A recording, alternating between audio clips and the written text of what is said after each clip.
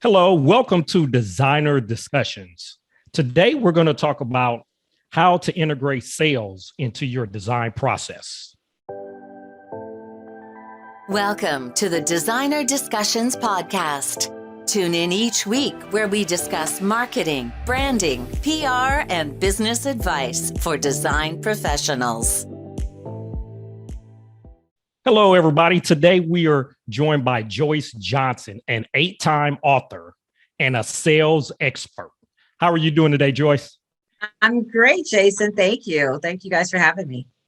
So one of the reasons we wanted to have you here today is because a lot of designers, they don't always view themselves as sales people, but as a business owner, we all have to know how to sell. Because if we do not know how to sell, we don't have a business.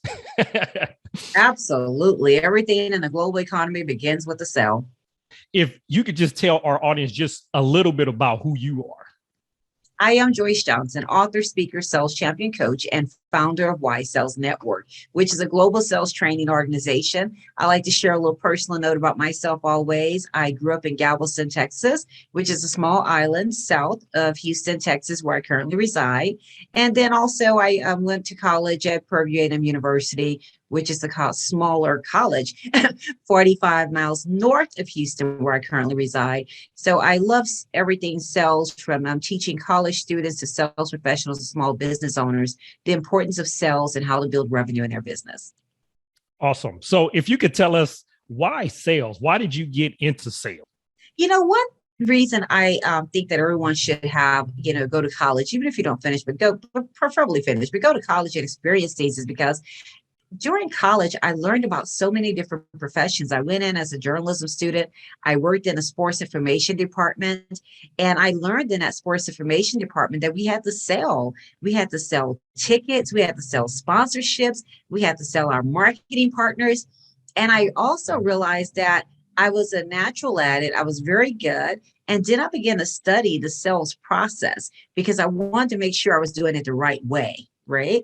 And what I love about sales, Jason, is, as I say all the time, it's a profession for anyone, no matter what your educational background is, no matter what your skill set is.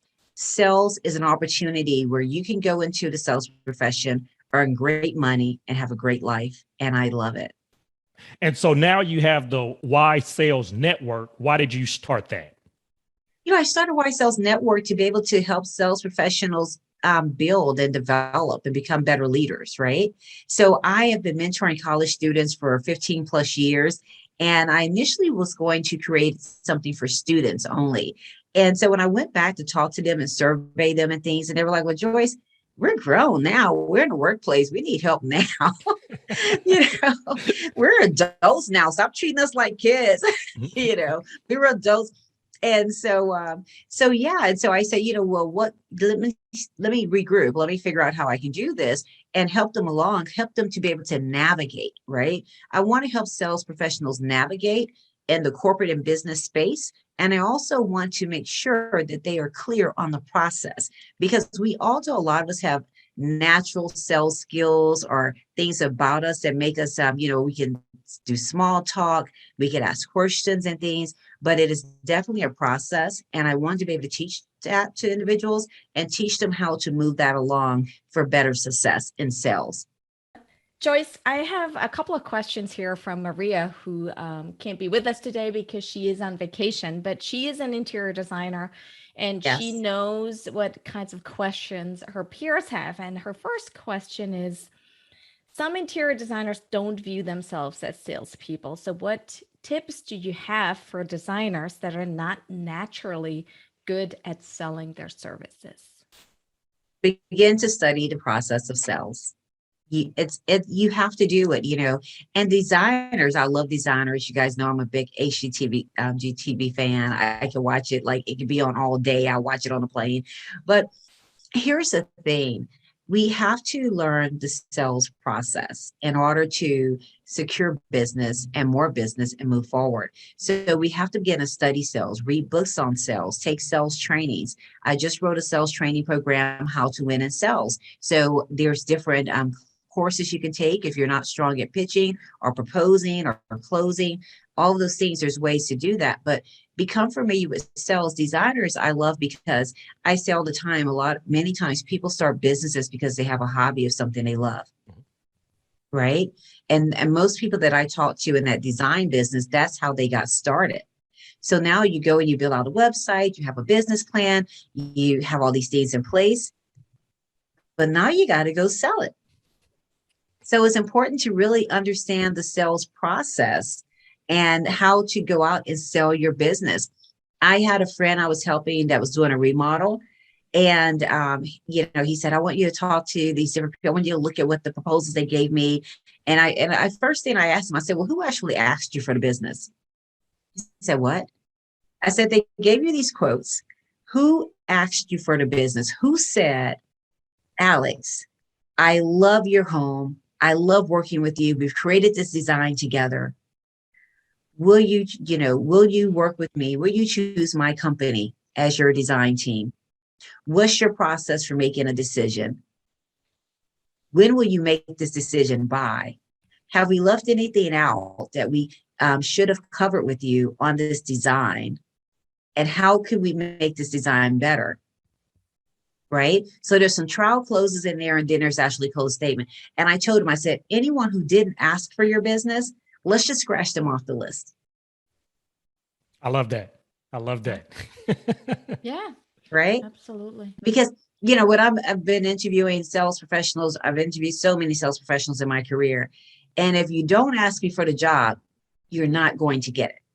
Because I feel like if you don't ask me for the job, you're not going to ask the customer for the job. You're not going to ask the customer for the business, right? So I think a lot of times that, designers may lose out on opportunities just because they didn't ask for the business. And then, and they didn't follow up on the ask, right? And I could be wrong, but have you experienced anyone going out and proposing business and leaving a bid and maybe not, leaving a bid with you or something and maybe not really trying to close your business? That's true. All the time. Yeah. And then just as a designer myself, I know a lot of times, mainly in the architecture realm, a lot of us have egos. And so we believe that the jobs will come to us. So we don't practice as much on the sales side because we believe we design these beautiful buildings and we're in Architecture Record and all these magazines. So all of the work is going to come our way, and it does not always happen that way. Yeah, because you're not the only one. You're not the only one that created a beautiful design. Exactly. I've always worked for top tier companies, number one in their industry and what they did, right? And so with that, we also were never the low cost provider either. We never were the lowest cost competitor, right? And a lot of times those regional companies and smaller companies, they can really kick our butt on some of those different services, right? But I had to sell them that value. And I had to ask them multiple times, what can I do? Because I needed to understand what my competitor was offering without saying what my competitor is offering. What can I do to make this, a win for both of us? And I would also ask them, what is your budget? And then if I couldn't get within that budget, what are you willing to spend over that budget to have a relationship with Joyce? To have me as your salesperson, to know that I'm going to drive this opportunity for you, that I'm going to help you meet your target. I'm going to help you meet your business goal, your install goal, and what it takes, right? Now, this isn't just my company. I got a big old company behind me, but I'm that person that's going to get up early. I'm always going to be responsive, right? And I'm going to communicate. I'm going to be your internal advocate. So what are you willing to pay extra for that peace of mind? I love that. Mm-hmm. Yeah, I actually have a related question to that. And for me, being in PR, I feel like there are some similarities to sales because I'm always pitching too, right? And one of the things that I notice with a lot of interior designers that I've spoken to is they're very hesitant because they're afraid of being rejected. And I think that same thing is true for pitching your actual business in sales. So do you have any tips from a mindset perspective, how they can set themselves up for success? Maybe go read the 4 agreements, because one of them is don't take it personal. Mm-hmm. right? And that's why I'm such an advocate for sales, because sales get a bad rep sometimes because people are afraid of hearing the word no, right? And then when some people are selling, they can be a little bit more aggressive than others, and that makes people uncomfortable. But I tell you what's more uncomfortable is not closing any business at all. Mhm. So Hey you've man, got to if get you could repeat that again, that is so true. the thing that's more uncomfortable than selling and hearing the word no is not closing any business at all. Yes. Right? So we have to become comfortable with that. And you mentioned PR. In the past, I've had a PR company, a business. It's actually business consulting, but I named it PR because people love the buzzword PR, but they didn't really understand what PR is. And, before you get PR, you need to make sure that your business is intact, that you're ready for Very that true. PR, that you're ready for that exposure, and that you're ready to close the amount of business that could come with that PR, right? So they would come in and we did offer PR services and things, but mostly it was about the consulting piece and closing them as being a business consultant.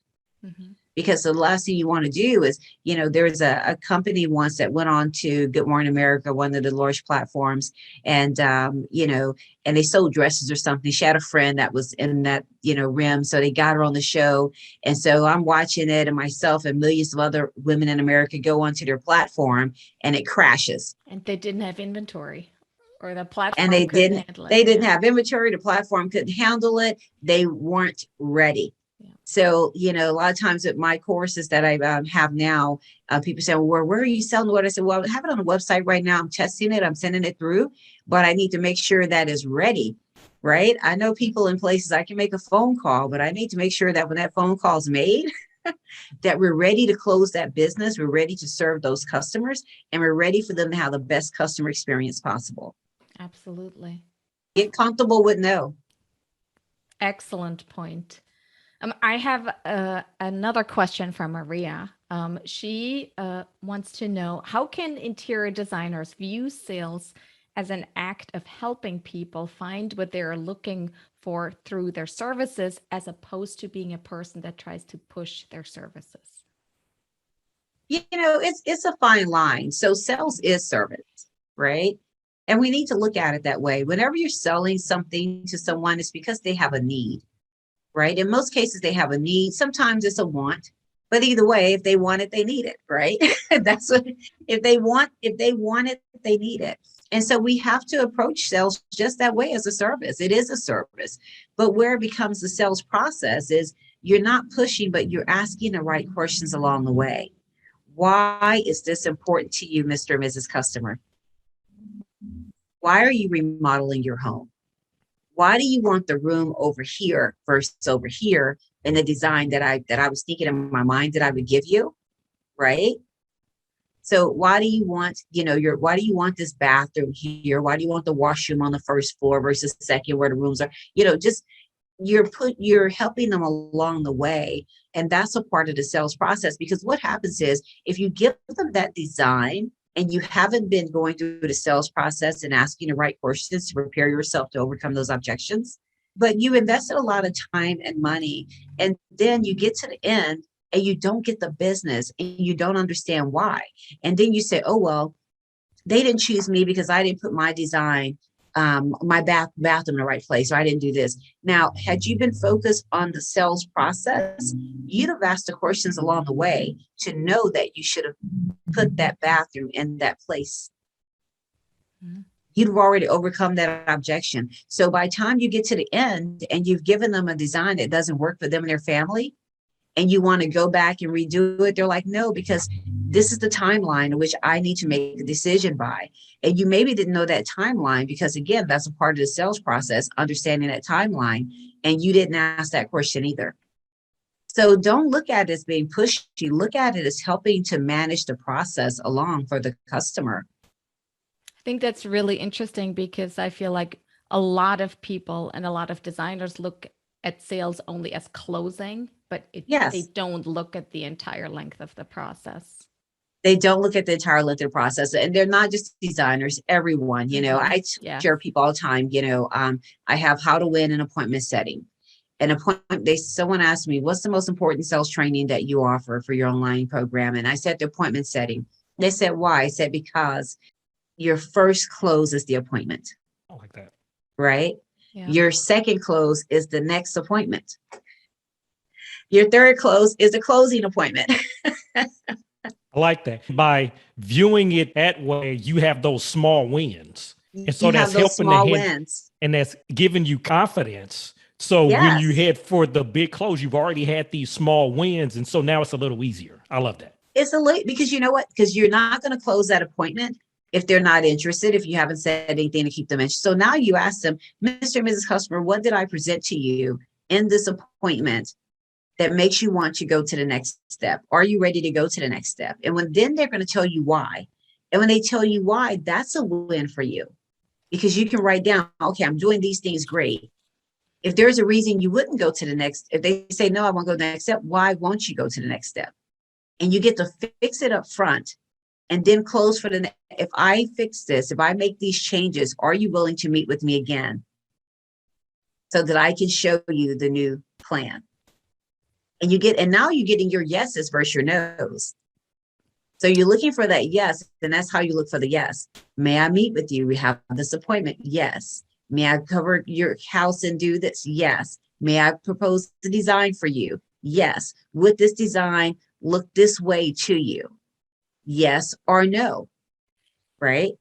Oh, well, if it's a no, now you know what you have to do to get to the next yes. I love that. So with all of your experience, if you had to do it all over and you were to open up a design firm today, what would you do, or what would you advise your younger self on how to go about the sales process? You know, my younger self in the sales process, because think about this, Jason, the sales process, and the strategy, the process doesn't change, but the strategy changes, right? The strategy is generational. The strategy is e-commerce versus not e-commerce. The strategy, I grew up in, I might date myself, but I grew up when, the internet was making millionaires all day, every day, right? And so for me, I think, if I've asked my young self, it was to build that stronger automated system in place. Like I'm doing now with my courses, taking the time to build that automated system in place that allow people to see what they want to see the creations that they want to see how I do my work, give them that great information like you give them on your site that I love, right? If we were doing some of those things early on, those things would have maximized our sales opportunities. We'd still have to go close them, but they maximize our sales opportunities. So it's not so much changing the sales process. The process remains, but sometimes we do need to tweak our sales strategy. What happened last year with the coronavirus? How have you seen sales strategy change from 2020 to where it is now and where it may be next year in 2022 and beyond? Oh my gosh, it's so changed between there. And I think we all had to kind of juggle and figure it out. Mirjam with the PR side and again, you with the marketing side, Jason, me with the sales. We all had to, figure that out. And, and I tell people that now patience is the key. We can't push the people to make quick decisions right now. Mm-hmm. Some people are going to make quick decisions, but most of them are not. And that's because people have so many other things on their mind. I also share with individuals, the first time you meet with someone, you may want to get to that next step faster. That first call may not have anything to do with your service. That first call may be a mental health check for that person, a mental health check for you. And the great thing about that, Joe, is because a good friend of mine, my mentor and publisher, Darren Palmer, says all the time, the difference between contact and contract is the R, the relationship. I love that. Wow. I love that. It's the R, it's the relationship. And when we build stronger relationships with our customers, it's to our benefit. A lot of times, sales professionals I've coached, they go through that first meeting, Zoom through it. And if I'm in a meeting, I'm like, oh, hold on, slow down. I'm like kicking them under the table. Let me find a connection between myself and this customer. Mm-hmm. Let's build this relationship. Because when you build that relationship with someone, when you go back for that next call, they're going to remember that. They're going to give you a little bit more time. Even if you mess up a little bit, they may guide you on the way. They may say, you know what, Mirjam, I really was looking for this, and I apologize. They're going to apologize. I apologize if I didn't say that. I know we were talking that day, and I was sharing a lot about, the family and different things. But what I should have said to you is this: you think you can go and tweak that? And if you can, I think that we can work together on this. So we really have to take that time right now to allow people, as we say, to be vulnerable, and really work on finding that connection and building a relationship. I think it's in some cases, it's our sales process is getting longer because of it, but we need to check and adjust on that. But I was talking to my godson because he's coming to work with me in the business, and I said, but if we take care of the people, we will always have the sales, and we will always have the referrals, because they'll appreciate that we spent the time. One of the things that you had talked about, relationships, that we have when we do social media marketing for our own clients, is we like to emphasize that it is a relationship driven platform. So, a lot of people, they look to get a lot of leads off of social media, but we have to build up that relationship, build up the rapport for them to know, like, and trust you before we can even market to them in that way. Absolutely. And I launched my business. I started thinking of this business in 2017.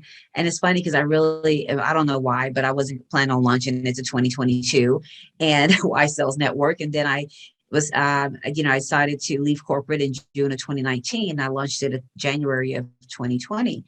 And so I said, it's going to take 2 years for me to build a relationship with my audience. Mm-hmm. You're not going to find many people that are going to say that, and especially sales professionals like myself, because we all want it fast. We all want it yesterday, right?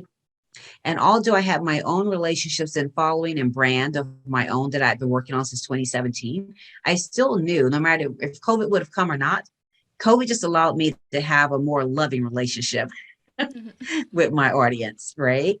But I said it's going to take 2 years for us to build a relationship with our audience, to build that trust factor. I love that. And I had talked about this, I believe, in episode 1 on how we transitioned, because, in 2020, we actually had a marketing plan to go heavier in the market, but 2020 actually slowed us down. And then the coronavirus had us step back and rethink everything.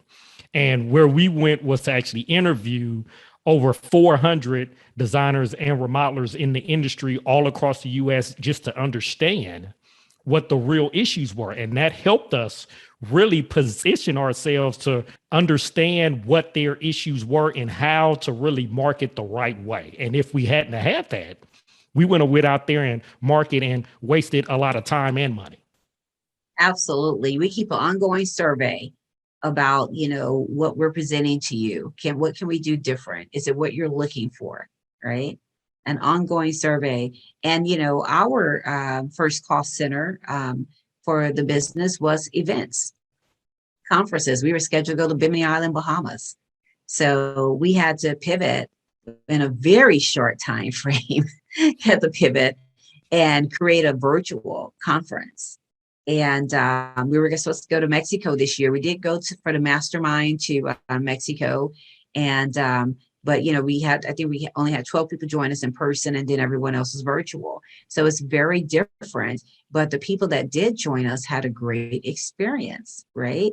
So, we're scheduled to go to the Bahamas, the Atlantis, because it's always my vision for Y Sales Network to build a global sales organization, right? I want to make sure I touch the US, Canada, Europe, the islands, because I do a lot of work on the different islands. And I wanted people to be able to really just not leave home and go somewhere and for a conference, but I want them to leave and go to the beach. And in our conference, we scheduled in morning meditation. You go and you can, and hang out with the yoga instructor on the beach and then come in. We weren't going to start the conference at 8 a.m, right? You can have the conferences go all day long and you're exhausted. Then you're down there at 8 o'clock in the morning, 7 o'clock in the morning for classes, trying to get coffee. We weren't going to do that. We were going to start the first class at 10. So Yeah. So, hey, you guys, join us. We will, if everything in the universe says the same, we will be in the Bahamas on the Atlantis property next year. We did decide to move our mastermind meeting in February from Cancun, where we were this year, to Miami. So we'll be in Miami for the mastermind courses, but then we will definitely, if everything falls in place, be in the Bahamas. We're looking forward to going to Bahamas. It'll be a virtual program, but for those of you who join us in person, we'll be in the Bahamas. I was going to say, let me know when. It sounds amazing. I mean, how Yes. you explain how the conference will operate, I may want to be there. Yeah, our conferences are always in June. And we always have great speakers, a great lineup of speakers, and this year it is going to be about our small business customer and our entrepreneur, our solo entrepreneurs, right? Because we want to help them to be able to understand how important sales is building revenue and value for their business. And especially when they're doing the B2B sales. I'm talking a lot about building your B2B sales strategy now, because when you have that B2B customer, you obviously have a customer that the revenue deal is larger, the contract is longer, and now you can plan for your business. And when you go to the bank, your business is worked more value-wise because you have that B2B relationship. So that's what we're going to focus a lot on right now. That's why I created the How to Win in Sales training program. We're going to take that to the mastermind in February, and we're going to take it to the Bahamas. Yeah. I love it. I love it. Joyce, you're an 8-time author. So what will the book be about? Well, I'm actually releasing the 8th book on October 23rd. And you have to come join me. I'm going to send you you have to come in person. I've decided to do a brunch and launch. Just so, I know that it's still COVID, but I figured I can get 25 people together in a room, have an amazing brunch. But it's the first time I'm co-publishing a book. And the co-publishing book is Color Outside the Lines, Extraordinary Stories of Leadership. And so I took a group of people and said, tell us about a time when you're in leadership or leadership experience or something that you can share. And I didn't want it to be a book of all CEOs, right? I do have Steve on there, who is a CEO of a Badger Mapping. I have sales leaders, but also have sales leaders that are influenced without authority, right? And because sometimes those that have the greater influence over the people and immediate part of the business. And I wanted everyone to share a story so that when you're reading a book, you're just not hearing my voice and what Joyce's experience were, but you're hearing what happened with Jaron, you're hearing what happened with Jasmine, Dion, different at Bridget's in HR, space. She's been in HR and government space for a long time. No one ever talks about leadership in that government space in our day-to-day sales books, right? And so that's what that was about. I used to love reading J. California Cooper books because every story was different. And the most famous one, the chicken soup, right? You get a different story every time you're reading it. And that's what I love about these co-author projects. And that's why I decided to move forward with them. Now, we will have another one. This is our first one, but I do want to put out a volume of this book every year. This has been an amazing session. So if anyone wants to know more information or get in contact with you, Joyce, how do they do so? They can always contact me on LinkedIn. I'm on LinkedIn quite a bit. At least I try to, not as much lately, but yeah. And then our social pages, www.ysalesnetwork.com. You can go to ysalesnetwork.com, reach out. You can go to our social is at Y Sales Network. And also my personal brand is at I am Joyce Johnson. We have appreciated your time, and we hope to see everybody next week on Designer Discussions. We hope you enjoyed this episode of Designer Discussions. What was your takeaway? Care to share your thoughts and tag Jason, Maria, and Mirjam on social media? You can find them on all platforms at designerdiscussions.com.